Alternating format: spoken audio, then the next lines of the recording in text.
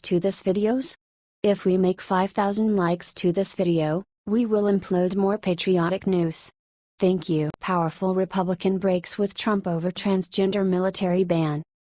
After President Donald Trump put on Twitter that transgender people would no longer be able to serve in the military, there were many different kinds of responses. Liberals whined because they want the military to be a social experiment. A Republican is trying to ruin it.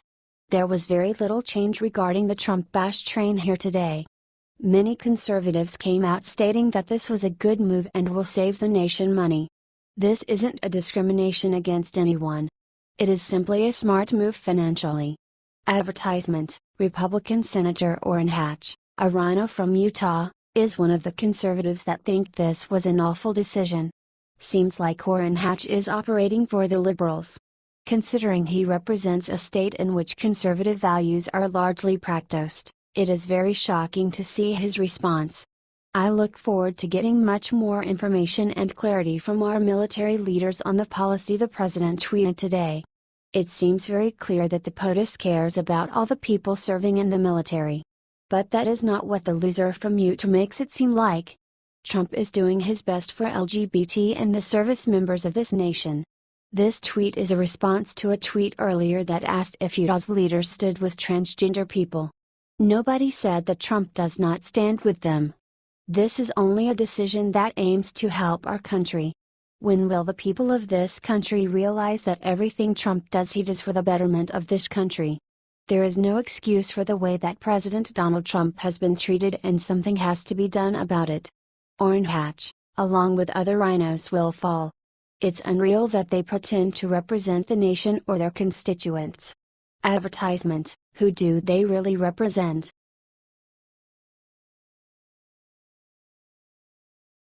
Breaking: Pelosi caught passing top secret item to arrested Pakistani IT guy. If you actually watch the mainstream media, you, without a doubt, have missed out on most actual information. Numerous arrests of Democratic staffers have occurred. More specifically, the IT staffers who have funneled the money to Pakistan. There has been a fairly big arrest in regards to the Democratic IT hack that has caused millions of dollars in payments and lots of stolen sensitive information. Look out, Pelosi. A Pakistani IT staffer who was operating under the guise of working for Florida Representative Debbie Wasserman Schultz was apprehended recently, and it's huge. There were many reports that Imran Awan was caught at Dulles Airport while trying to escape the U.S. He was on the way to Pakistan. Advertisement: WikiLeaks just aired out a part of an email. This is an email that divulges Awan had access to Nancy Pelosi's tablet, which allegedly maintained classified information. There is no way that Pelosi had no idea Awan would be operating on her iPad. There is a good chance that she condoned it. He was a floater for the IT department on a regular basis, and he knew many Democrat lawmakers. Well, the people who are under investigation are the Attorney General of the United States. I mean, what are we talking about here? It is clear that the Democrats don't care about America's security. They are dedicated to other nations and other causes. We must take a stand against them. What do you think about this latest news?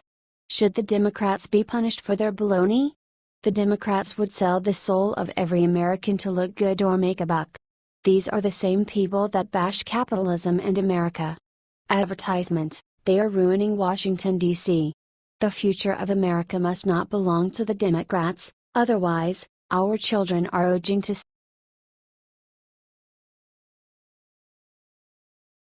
And Coulter defends Jeff Sessions, blames Jared Kushner. Conservative commentator and legendary writer Ann Coulter pointed out on Twitter this week that President Donald Trump is in his current issue with Russia and Special Counsel Robert Mueller because of Jared Kushner's political malice.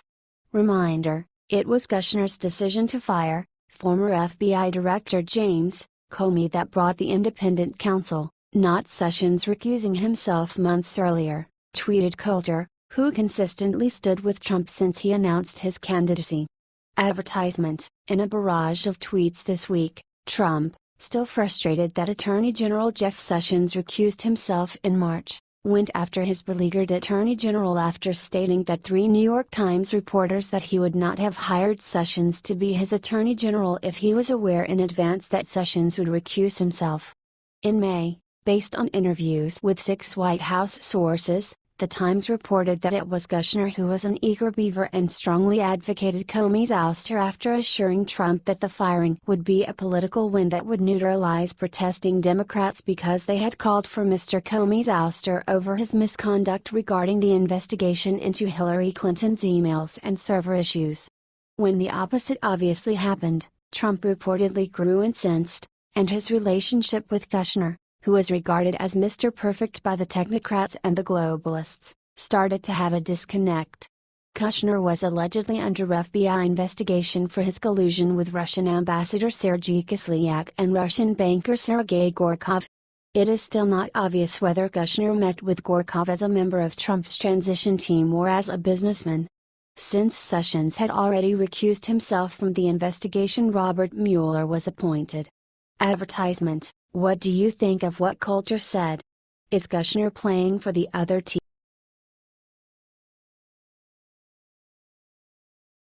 When you see how many illegal aliens have driver's licenses in California, your jaw will hit floor. The state of California is on pace to give illegal aliens a total of 1 million driver's licenses by the end of 2017. You read that correctly. Illegal aliens are given driver's licenses while they suck up the welfare in California. In 2013, California lawmakers voted for a bill that permitted illegal immigrants to get driver's licenses if they can prove to the Department of Motor Vehicles their identity and state residency. Which, of course, proving an illegal state residency should put an illegal on the radar with ICE and get the illegal deported. The plan was one of the largest victories to date by the Open Borders lobby. Advertisement: not even 4 years later, almost 905,000 illegal aliens already have driver's licenses in California, according to the Sacramento Bee, despite issuances starting in 2015. The number of illegal aliens in California with driver's licenses is likely to surpass 1 million before the end of this year. In the first half of 2017 alone, over an estimated 83,000 illegal aliens received driver's licenses in California.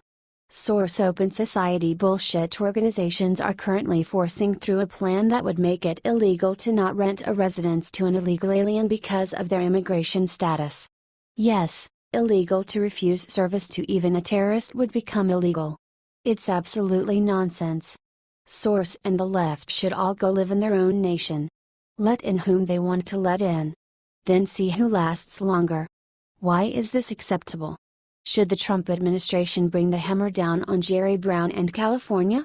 Our nation's sovereignty hangs in the balance as we keep inundating ourselves with foreigners. In fact, the white race will be all but eradicated in the next 100 years if this pace keeps up. Advertisement: share this story so people know what California is up to.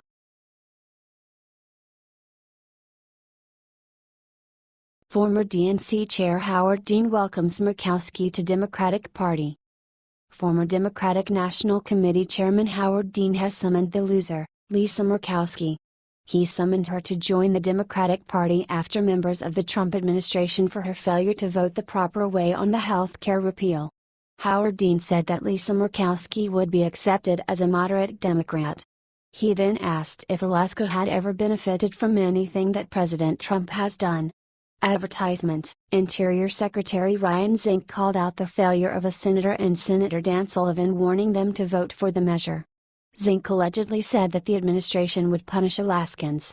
There isn't really any proof given to support this claim, so we will keep our eyes open for that. Murkowski voted against allowing a debate on the motion. President Donald Trump then shared his stance, tweeting his unhappiness Wednesday. Senator Lisa Murkowski of the great state of Alaska really let the Republicans, and our country, down yesterday. Too bad. Trump tweeted. We're here to govern. We're here to legislate. We're here to represent the people that sent us here, the senator responded. She cited Medicaid cuts as the reason she voted against the debate.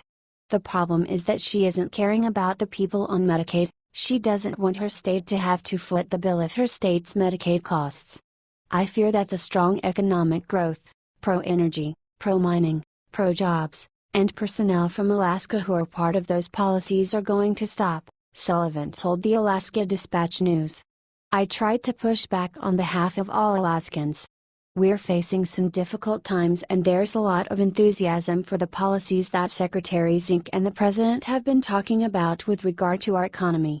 Do you believe that Dean should be welcoming of Murkowski? Advertisement: we don't want her anywhere near the GOP